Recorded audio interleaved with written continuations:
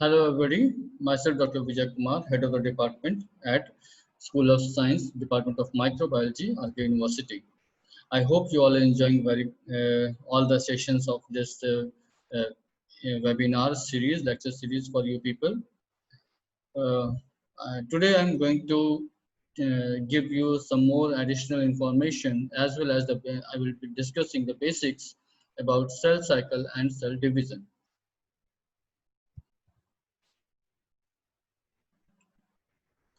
So before going into the details of this, let us have a little bit of historical perspective because this is also important from the exam point of view. Many times, a few questions used to be asked, like the term cell, which it was given by Robert Hooke in 1665. How he came to this and why he gave this term? Because he had observed the empty cells of the cork. So the cell wall which he saw, he assumed it to be the cells, and thus he coined the term cell.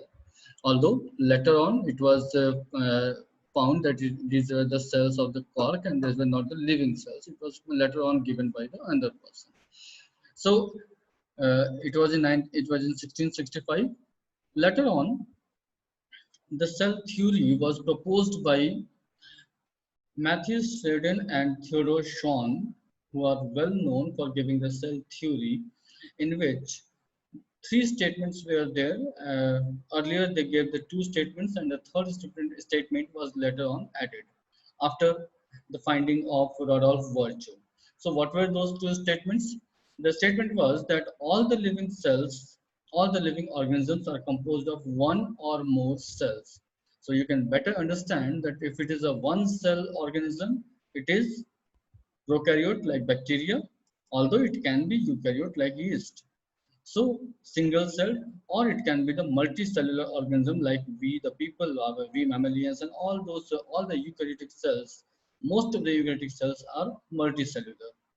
In 1855, Rudolf Virchow, when he was studying, he was doing his studies, he found and he concluded that he gave a statement that omnis cellula e celluli. What does it mean? It means that all the cells arise from a pre-existing cell. So after giving this statement, the Sheldon and Schwann also included this in the cell theory, and the entire cell theory became consisting of three statements. The first, as I told earlier, was that all living organisms are composed of one or more cell. The second statement was the cell is the basic unit of life. And the third was that all living organisms, all cells have arisen from the pre-existing cell. Okay, so this was the statements of the cell theory. So what does it mean? For any cell to multiply, for any cell to grow, division is a must. A cell must divide to regenerate itself to make it copies. That's why cell division has been taken as the basic of growth and development. Okay, the now cell development when the cell division comes in studied, so the various steps of mitosis was explained by Schroeder and Fleming in 1870s. Okay, now the various terminologies of the mitosis were introduced by Strasburger. So this were few of the historical important events and the things which I wanted to share with you. Next, coming to the cell cycle. Now, what is a cycle? Repetition of any event in a defined manner is called cycle. Okay, so the basic function of cell cycle is to duplicate accurately the quantity of nucleic acid and the quantity of all the quantity and quality of all the organelles present into the cell, so that these copies which has been formed or which has been synthesized into the cell can be passed on to the newly formed cells. Thus, mother, or you can say the parents, passes the genetic information as well as the organelles and everything which they have synthesized and which is required for the survival of the new cell. They synthesize it and they pass it on exactly, perfectly to the daughter cell. So basic function of cell cycle is to duplicate accurately the vast amount of DNA in the chromosome and distribute the copies into the genetically identical daughter cells. This is the function. No. So we can define the cell cycle as the cell reproduces by performing an orderly sequence of events in which it duplicates its content. Now see the word content. It means everything, the cytoplasmic content as well as the genetic content, everything. And then divide into two equal parts. This cell, this cycle of duplication and division is known as cell cycle. Now, depending upon the organism, depending upon the content it contains, and the time taken by a cell to perform this duplication process, it may vary. I have shared here few of them in like early frog embryo cell divides in 30 minutes. Then the yeast cell, it divides, it takes approximately 1.5 to 3 hours to divide.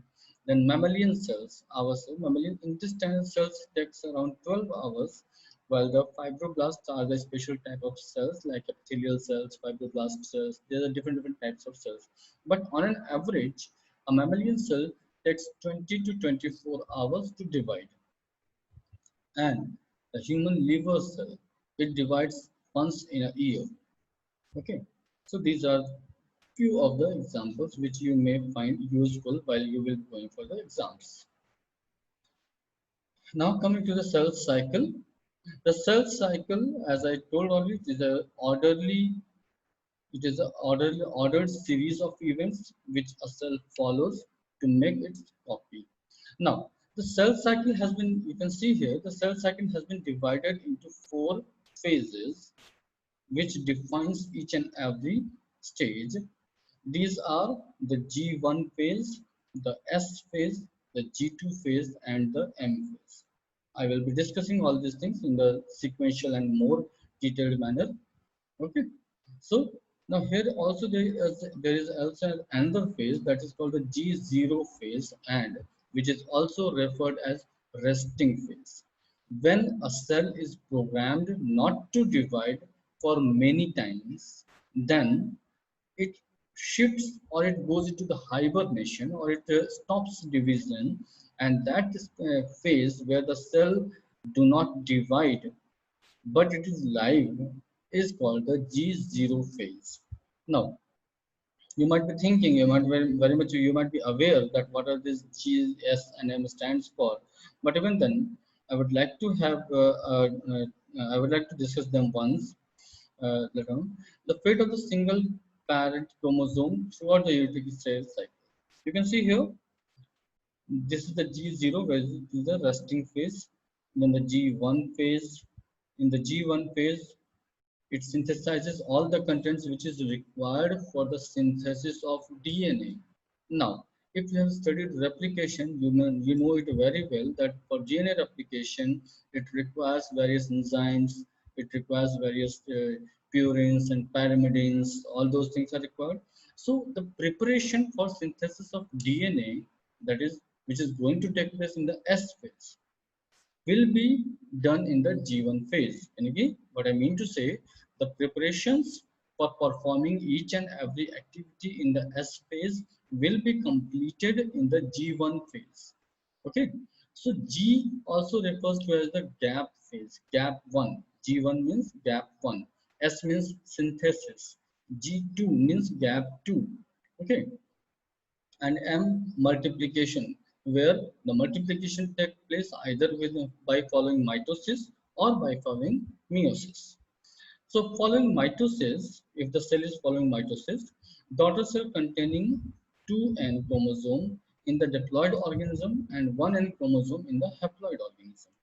In proliferating cells which always go on multiplication, G is the period between the birth of the cell following mitosis and the initiation of the DNA synthesis, which marks the beginning of the S phase.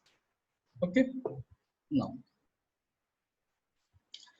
In this figure, you can see it is the entire cell cycle in the nutshell. So as you saw in the previous, that the G1 phase, S phase, and the G2 phase, the entire consists of the interphase, which is the longest. These three, G1, S, and G2, makes the longest phase of the cell cycle, while the M phase, it is the multiplication phase. It usually happens very shortly. Okay, it is only 2 to 4 hours. Now, the interface, as I told, it is consisting of G1, S, and G2 phase. Among them also, they have different timings. The G1 phase, I will be coming on that later on. So here you can see in this figure, the interface which consists of G1 phase, S phase, and G2 phase, where the parent cells, they prepare for they prepare all the contents, they prepare for themselves for the mitosis phase where they multiply, because for the multiplication they need so many things. So here you can see here the figures, and in the M phase, that is the mitosis phase, the parent cell divides into the give rise to two identical daughter cells, which contains the genetic composition same as of the parent cell, as well as all the cytoplasmic content. Yeah. So here I have just highlighted few important events of these three phases, which you will be finding very much useful for your exams. As you can see, what are the key features or characteristics of G1 phase? It is the G1 is also known as first gap. It is the longest with respect to time. So G1 phase, among the interphase, three phases of interphase, if the question is asked, so you must keep in mind that among three phases of interphase, G1 is the longest while G2 is the shortest. Okay. Now, what else? It is also called growth phase because the cell grows here. But what else? Cell grows in size, not in the number. Okay. In the entire interphase, the cell grows in the mass or the size, but not in the number. The number uh, grows only in the M phase. So it is also called the growth phase. It is found where the G1 is found. G1 is located between S phase and M phase. So if you can remember it, the sequence is like G1, S, G2, and M. And the cycle goes on. G1, S, G2, M. G1, S, G2, M. And after M phase and G1, here the cell can go for the resting, that is the G0 phase. If you, which I had just shown you, here you can see the G0 phase. It is just after the cell can go to the resting phase after the M phase. Okay. So yes. So it is found between M phase and the S phase. The cell is metabolically active. This is also very important. Sometimes the question is asked that the during G1 phase whether the cell is metabolically inactive or metabolically active. So you must remember the cell is metabolically active. Why? Because it is preparing itself for the synthesis phase where it will be copying its DNA. That's why here the RNA is prepared, here the proteins are prepared in the G1 phase. Okay, so it is metabolically active. Cells continue to grow. DNA do not replicate here. This is also another key feature of G1 phase, that DNA replication do not take place in the G1 phase. Fine. Next, coming to the S phase. In this, the most important characteristic feature of S phase is that replication of DNA takes place in S phase.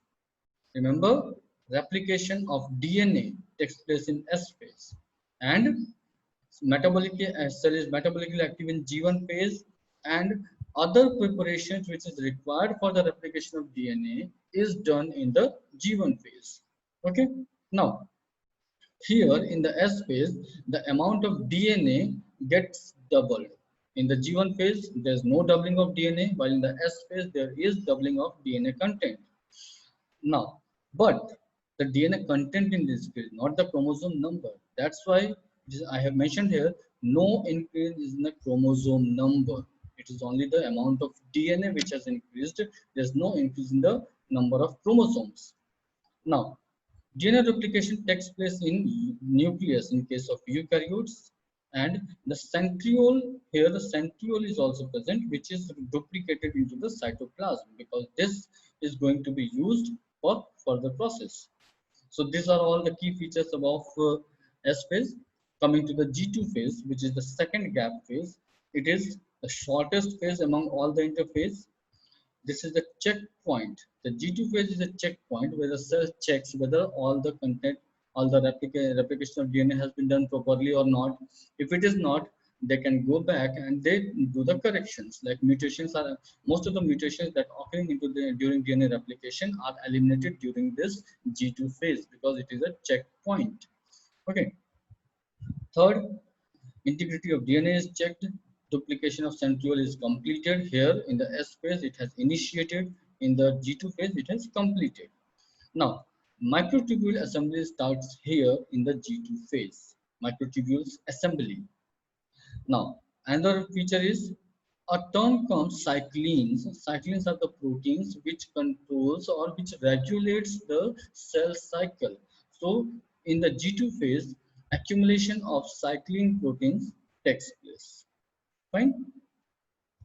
So you can remember all these points. These are very important for the multiple choice question point of view. Might be finding some of the questions in the exams. Now, interface is over. Coming to the M phase. I have again put here this figure so that you can link yourself at where we are moving. Like we have discussed this G1 phase, S phase, and G2 phase. Now we are discussing the M phase. Fine. Now in this M phase, now you can see here this M phase is that multiplication phase. Cell multiplies, doubles, and it can take place either by the mitosis or by the meiosis. As of now, I am going to discuss mitosis. After completing this, I will be also discussing meiosis. And at the end of this lectures, I will be giving you the comparison of mitosis and meiosis so that you can remember it very well, because many times questions are asked on that point. So in the M phase, you can see here, M phase is divided into five different phases: prophase, pro-metaphase. Okay, it is sometimes also referred as the late prophase. Pro-metaphase and late prophase are the same thing. So you can keep it either it can be asked by the name of pro-metaphase or it can be asked by the name of late prophase. Then we have the metaphase, then anaphase, and telophase. After that, we have cytokinesis. So this M phase is divided into M phase has two further stages that I will be discussing. Now M, that is mitosis. If as I told that I will be discussing first the mitosis. Mitosis is a form of eukaryotic cell division that produces two daughter cells with the same genetic component. It is important. It produces the end product of mitosis is production of two daughter cells with same genetic, or you can say the identical genetic composition as that of the parent cell. So this is important. Now, in actively dividing animal cells, the whole process takes about 1 hour only. As I told that M phase, the interphase is the longest among the cell cycle. It takes around, so you can understand that 90% of the time is taken by the interphase only, 80 to 90% time. And M phase gets completed very fastly. Okay, so it takes on an average 1 hour for the mammalian cells. Now, chromosomes replicated during the S phase of the interphase are divided in such a way that all the daughter cells, the two daughter cells which is going to be produced, they receive equal copy of every chromosome. This is ensured so that the two cells which are produced are genetically identical. Got it? Next. So here you can see the key features of, I have written here, the two phases of mitosis are karyokinesis and cytokinesis. So the word karyokinesis, you can understand, karyo means the nucleus. So division of the nucleus. So the term you must remember that the prokaryote, the eukaryote, the karyote which always refers to nucleus. Pro, it means where the nucleus is not well developed. Eukaryote, where the nucleus is very well developed. That's why the term karyote has came. So karyokinesis, that is division. So division of the nucleus. In this, what happens? Separation of genetic material in a mitotic nuclear division takes place. Okay. Now, the second is the cytokinesis. In the cytokinesis, there is separation of cell cytoplasm and the cellular content. All the organelles are just duplicated and they're divided into two different cells. Now, there are subphases of karyokinesis. Okay, subphases. As I told in the previous that it is divided. You can see what I had told you here. It is divided into the subphases. That's what I'm doing. I'm telling you here, the prophase, pro-metaphase, or the late prophase, then metaphase, anaphase, and telophase. You can remember it by PMAT. PMAT, prophase, metaphase, anaphase, and telophase. These are the four subphases of karyokinesis. Now, I will be discussing one by one all these things. In the prophase, you can see here in this figure, the nomenclature is given here: the cell membrane, the cell cytoplasm, the nucleolus. Okay, the nucleolus, the well concentrated material, the nucleolus, then nuclear envelope.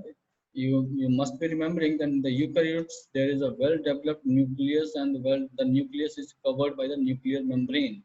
So here in the early prophase, the nuclear membrane is very well intact. Now, why I'm saying early prophase? Because you must recall that in the S phase, DNA has already been duplicated, and that is present into the nucleus itself. Okay, but this duplicated DNA, in order to be segregated into two cells, the nuclear envelope must dissolve. Okay, otherwise, how it will be segregated? That's why in the early prophase, although the nuclear envelope is intact, but in the late prophase, you can see here the nuclear envelope starts degrading, or you can say nucleus disappears. Okay, it disappears, and the nuclear envelope also starts disappearing, so that the content within the nucleus can come outside, and thus it can be divided into the two cells. Here you can see the centromere, which attaches the kinetochores. What is kinetochore? You can see here, this is the what is this is the chromosomes start to appear in the early prophase, and well distinct chromosomes you can see in the late prophase and the metaphase. Okay, so chromatin coils are here becoming a shorter and thicker, which again contributes further the visibility of the chromosome. Centromeres replicate just before the prophase. As I told, the centromere, which you have seen in the S phase, it has started, and in the G2 phase, it has completed. So centromere has been duplicated, DNA has been duplicated. Okay, now the next is the preparation to division of this. So centromeres move to the opposite. In the late prophase, you can see centromeres move to the opposite ends of the nucleus, where they form the pole of the spindle. These poles are these have a very important role, because they form the basis of division of the chromosomes. So you will be seeing here. Now, the centromere, which has the chromosomes, are seen to consist of the two identical chromatids. The two copies of the chromosome, they are chromatids. Each chromatid contains one DNA molecule. Okay, so these are the things. Here you can see what are the events of the prophase. The centrosomes begin to move to the opposite direction. These are the centromeres. They are moving opposite. The microtubules extend between the centrosomes. These microtubules, they push them away, pushing them farther apart at the microtubule fiber lengthens. And the sister chromatids, here you can see, these are the sister chromatids, joined by the cohesin. Cohesin is a protein. This is an important part. Cohesin is a protein which keeps the chromatids bound to each other. Okay, and they begin to coil more tightly, and thus become visible under the light microscope. And this is the reason we can see the chromosomes here. Next, again, what more? At the centromere region of each chromosome, a large portion of a large protein complex called the kinetochore.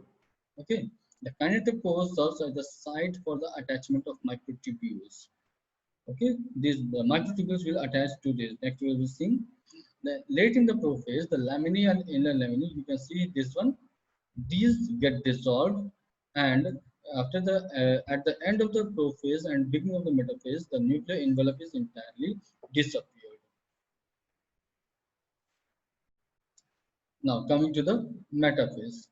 Metaphase, what are the characteristic features of the metaphase? You can see chromosome condenses further.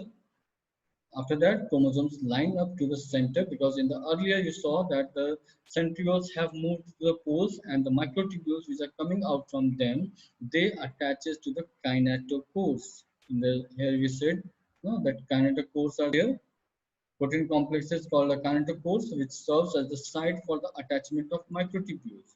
So here you see these are the kinetochores through which these are the sister chromatids. This single is the one chromosome, and these are the single sister chromatids. And the kinetochores, these are the sites from which the microtubules they have got attached.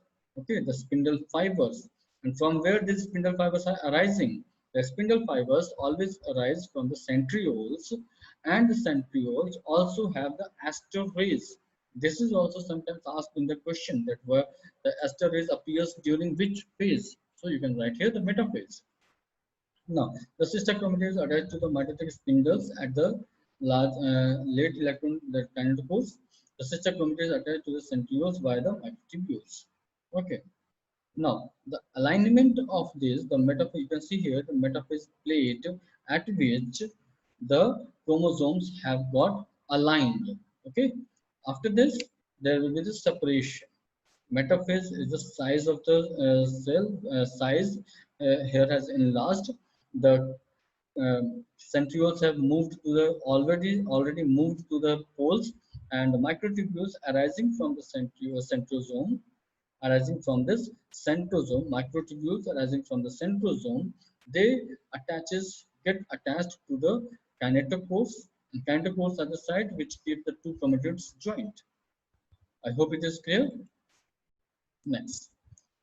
So the events of metaphase completed. Now the anaphase. In the anaphase, separation will take place. In the prophase, you saw that condensation of the chromosome occurred. In the metaphase, you saw alignment of the chromosome on the at the metaphase plate appeared, and they got attached to the centrioles with the help of microtubules. Now the length of the microtubule will shorten, which result into pulling the sister chromatids away towards the poles. So centromeres split and chromatids separate. The chromatids move to the opposite poles. Why? Because microtubules are getting shorter. Chromatids move apart from each other are called the chromosomes after the separation.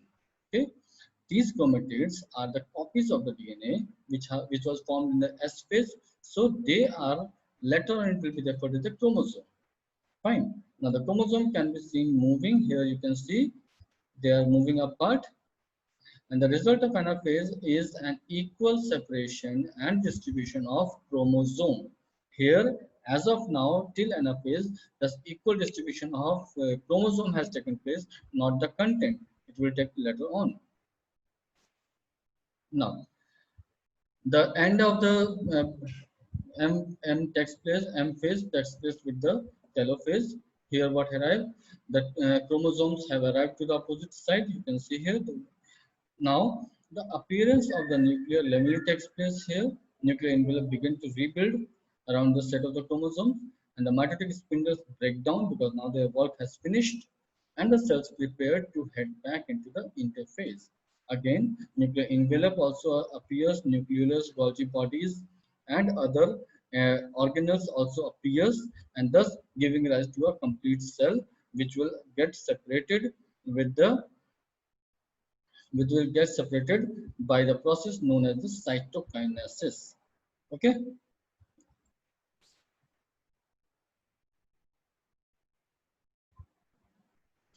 Now, here is the mitosis in the nutshell. You can see here the interphase, the prophase, the metaphase, the anaphase, and the telophase. As I told you, PMAT interface already, which consists of G1, S, and G2, and here the PMAT. Okay, so all these events we have already discussed now. Now, this is an example. Here you can see how the lives, if you go to see onto the microscope, how you will be seeing. This is the interphase. This is the prophase. In the metaphase, you can see the chromosomes are aligned in the center. In the anaphase, they are moving apart. They have already moved apart. Yeah, and this is the telophase. And here you can see the cell plate formed and divided. So this is the end of the end of the metaphase, end of the M phase, and this is the cytokinesis. Now, what is the significance of mitosis?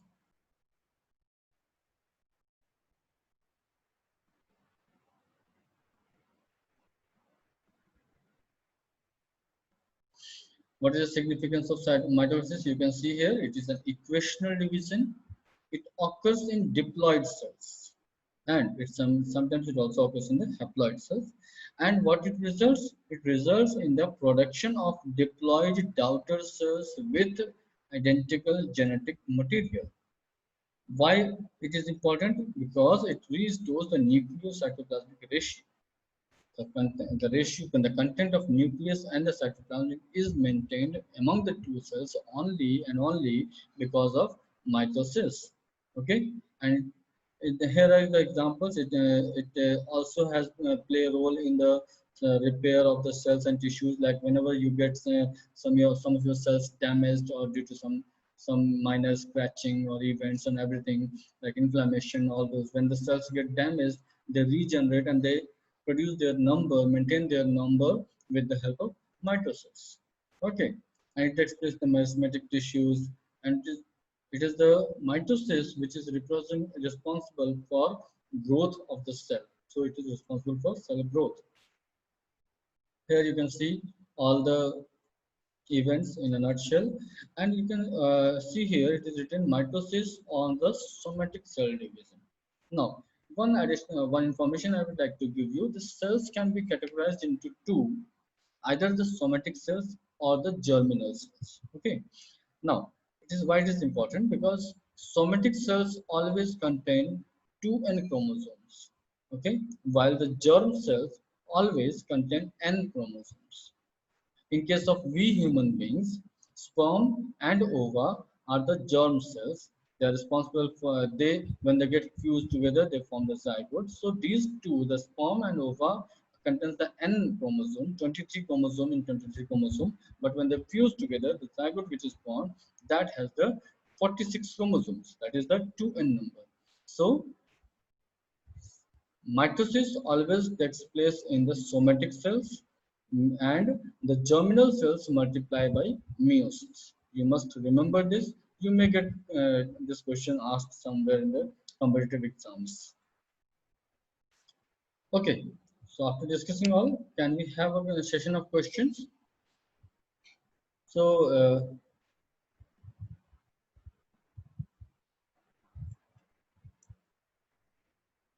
the answer is already here. During the cell division, the spindle fibers attached to the chromosome at the region which is known as kinetochore. Okay.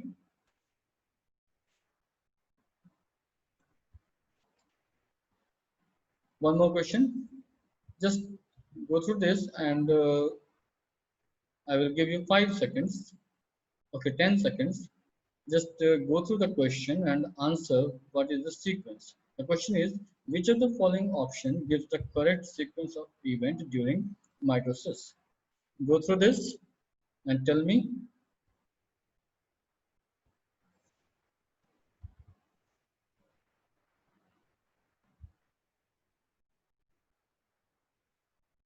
Okay, you're trying. Good.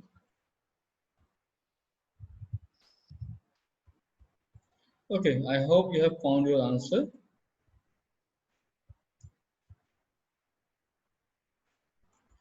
If you have answered B, you have picked right. Very good. But if not, Not an issue. Try again. Okay. Now let us move to meiosis.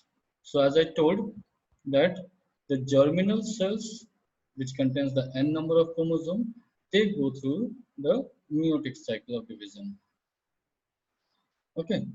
So meiosis is also referred as the reductive division because here the reduction of chromosome number takes place. Generate haploid gametes. Okay, gametes. It generates gametes which are haploid in number. As you know, when there is double number of chromosome, it is known as the diploid. When it is single set of chromosome, it is called a haploid. So the end product of meiosis is four cells with haploid number of chromosome, while in case of mitosis, the end product is two cells with diploid number of chromosomes. Now, all the cells which get produced by the meiosis, are genetically distinct from parent. Okay, genetically distinct. Now, why it is distinct, I will be answering later on. There in the mitosis, we get genetically identical daughter cells. Remember that. Okay. Now, here in meiosis, genetic recombination takes place where the exchange of chromosomes, the identical chromosomes, or the recombination of the chromosomes takes place, which gives rise to variation in the species. So the exchange of portion of chromosome, maternal and paternal homologous pairs takes place. Now, the meiosis is independent assortment of parental chromosomes, which takes place in meiosis 1. Meiosis is divided into two, meiosis 1 and meiosis 2. So in the meiosis 1, all these portion of recombination and all those takes place. Meiosis 2, no recombination takes place there. Now, so this is meiosis. So I have just given one comparison between meiosis and mitosis so that it can be you can keep it clear in your mind. You see, in the mitosis, the parents have two set of chromosomes, and the product they also have two set of chromosomes. So what has happened in the mitosis? Only the cell, one single cell, has multiplied into two without compromising on the number of chromosomes, because in the interphase the multiplication of DNA already takes place. That's why the number of chromosomes is maintained in the mitosis. Now what happens in meiosis? In the meiosis 1 and 2, as I told you, so at the end product of the meiosis, you can see here initially the parent had two N chromosome, but the end product they have the N chromosome. Okay, and one more thing happens here. You can see meiosis involves one DNA replication. One interphase it will go through, but in the interphase it will multiply its DNA, okay, to be segregated, but only one. But the nuclear and cellular division takes place twice. That's why in the meiosis we get four daughter cells with haploid number of chromosomes, which has started from one cell, one parent cell with diploid number of chromosomes. Got it? Did you got confused? Let me say again. In the meiosis, the parents have diploid number of chromosomes, but the end product is four haploid cells. Four haploid cells. Clear? So meiosis involves one DNA replication followed by two successive nuclear and cellular division in the form of meiosis 1 and meiosis 2. Before the initiation of meiosis 1, interphase has already taken place. Interphase will not be repeated. Okay. So meiosis 1 is initiated after the parent chromosome have replicated and produced identical sister chromatids during the S phase. Now, meiosis involves pairing of homologous chromosomes and recombination. So you can find the question that recombination is the characteristic feature of mitosis or meiosis. Answer? Yes, it is meiosis. Now, four haploid cells are produced at the end of the chromosome in meiosis 2. Okay. Just a minute.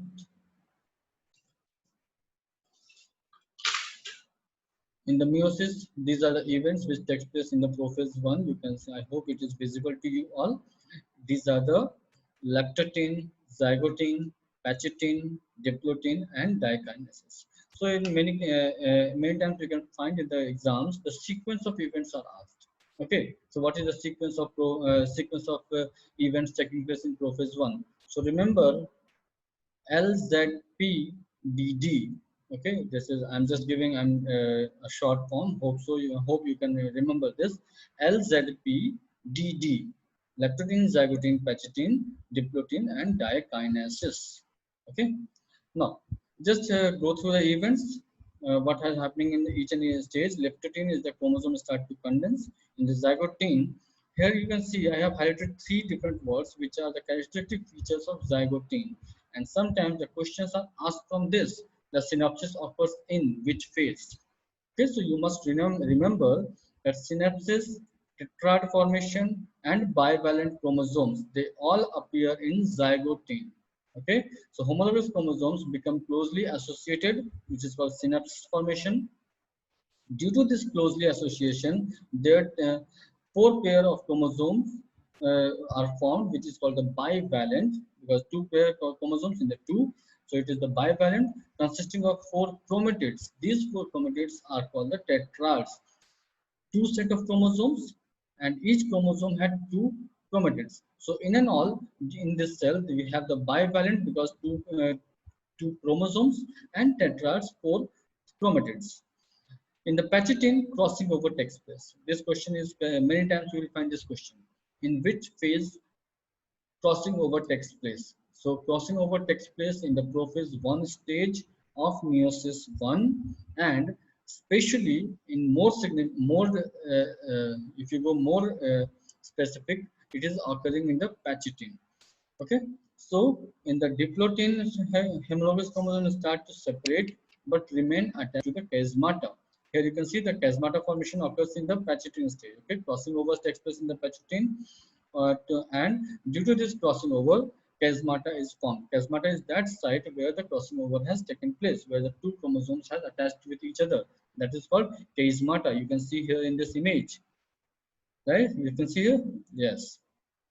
Now, the dikinesis. In the dikinesis, homologous chromosome continues to separate and the chiasmata moves to the end of the chromosome.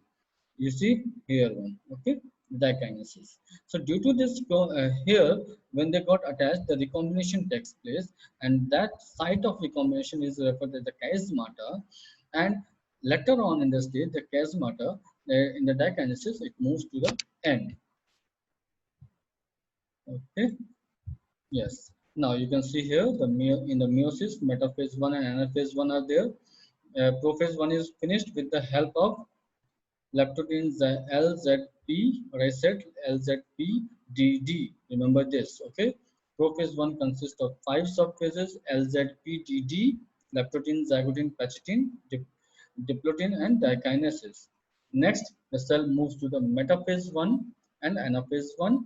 In the metaphase, the bivalent chromosome which has appeared, which has formed in the diplotin stage, they arrange on the equatorial plate, as which has happened, if you remember, in the metaphase of mitosis.